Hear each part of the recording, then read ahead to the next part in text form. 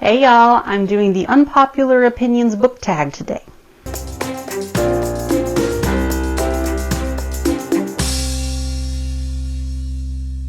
So this tag was originally created by the Book Archer, links in the description below, and there are 9 questions.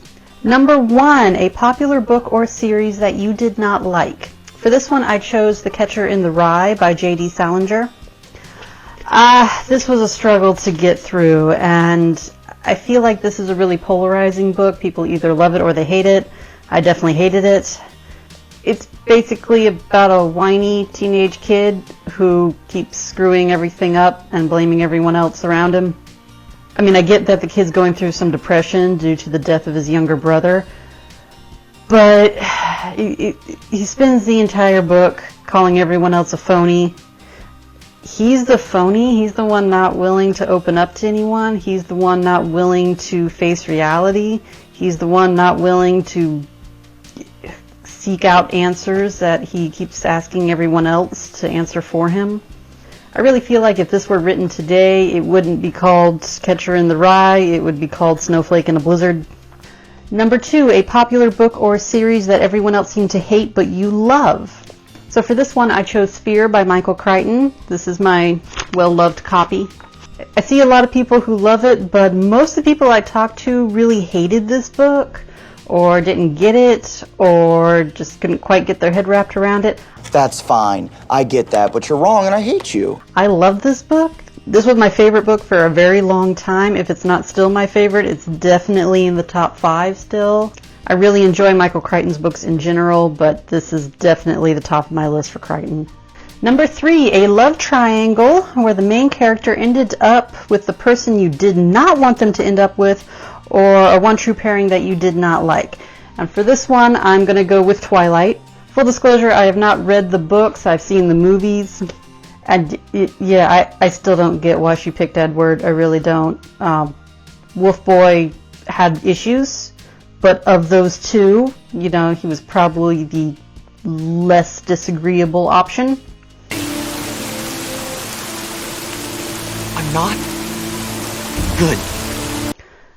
If for no other reason, then she didn't have to die to be with him. So it would be as easy as breathing. Yeah, Team Jacob. Number 4, a popular book or genre that you hardly reach for. This is horror for me. Not a big secret there. I've made that known on my channel. I am not a fan of horror. Dislike horror of all types. Never ever pick up horror. I don't like nightmares.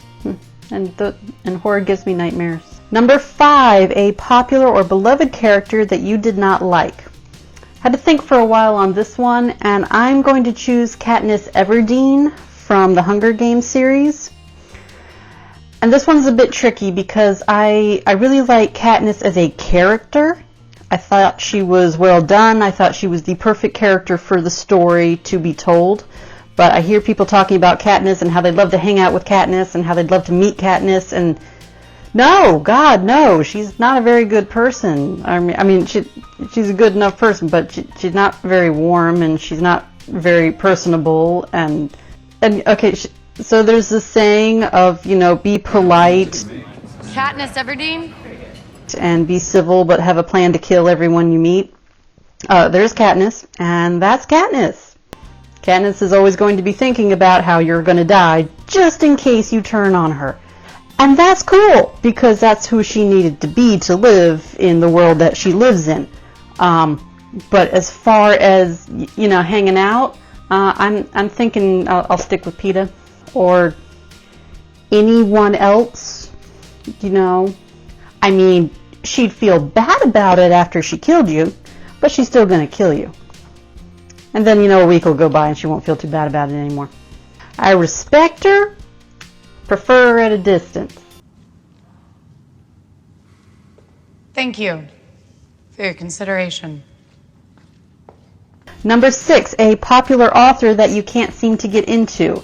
This is going to be Leigh Bardugo, who wrote Six of Crows. Six of Crows is the only book of hers that I've read. The story was okay. I did enjoy the story. The characters, I found them to be exceptionally one-dimensional. the characters on their own. I did think that the character dynamics, the way the social interactions work, the relationships between the characters, I thought that was exceptionally well done, and that was the most interesting part of the book for me. But the characters themselves, just on their own, I never felt like they were real people. And I never felt like they could be real people.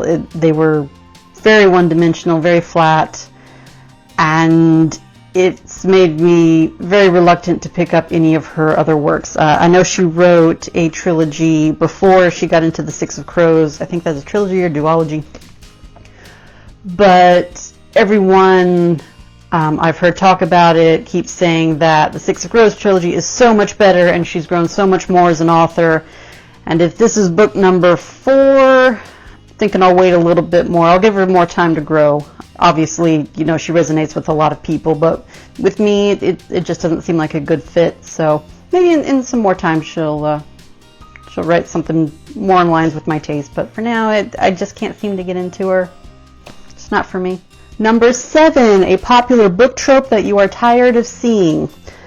I'm not against tropes or cliches in general. I think any trope or cliche can be well done. I read a wide variety of genres, so I find I don't get too tired of any particular trope. So that allows me to still appreciate tropes without just being like, oh, I've seen this a million times, I can't stand it anymore. Well, you know, that rarely happens. However, the Stockholm Syndrome presented as a legit romantic subplot is very tiring to me and is very frustrating to me. And I feel like I'm seeing this more and more, and it just feels lazy, and it feels unrealistic, and it feels cheap. It feels like what most people stereotypically think of when they think of the romance genre. Just this sort of thrown together, cobbled up thing that doesn't make a lot of sense. And it feels like that's the level of respect that this romantic subplot has been given. And it's annoying and I don't like it. Number 8, a popular series that you have no interest in reading. And for that I'll go with Twilight again. I really love the movies. Guilty pleasure. Cinematography is excellent.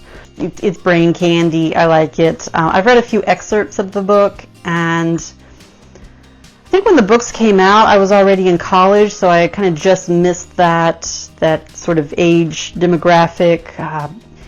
Probably if it had come out when I was several years younger, when I was in early teens, I probably would have enjoyed it then.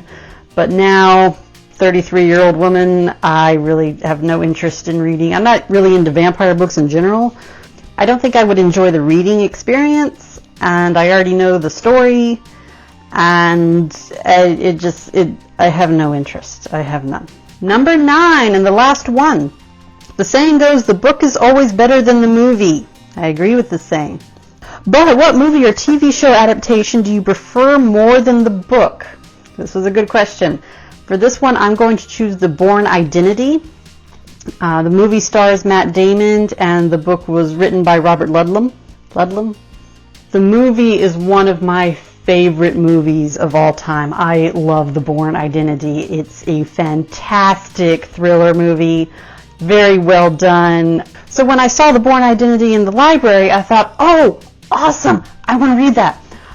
The one thing the movie felt lacking on to me was the romantic subplot. I didn't feel like that was well developed, and I was really hoping that in a book format with more time, I would have been able to feel more of a connection with the romantic subplot, because I was craving a little bit more there. Oh my God! That book. Oh, that's not right. No. So apparently the movie did an excellent job of not following the book at all, because so I ended up DNFing the Bourne Identity about 150 pages in, because it was freaking me out. I definitely got more from the romantic subplot. Oh my God. Pretty much half of the romance in the book was Bourne saying, yeah, I could kill her if I needed to. Absolutely. I'm totally down with killing her. Yeah. Oh, by the way, I'm going to kill you. yeah, you're going to get stabbed, you're going to get shot. There's going to be much killing and badness. And her freaking out, trying to get away from him because, he keeps threatening to kill her. And then her getting raped by another guy, and he decides he still needs her as a hostage, so he rescues her. And she decides, hey, he's pretty cool, so let's fall in love with him. The movie did a much better job of handling all of that.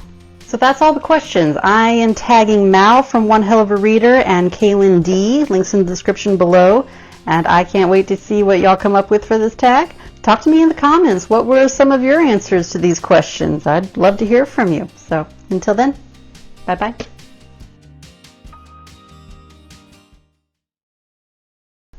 Woo! Fear by Michael Crichton. This is actually my favorite.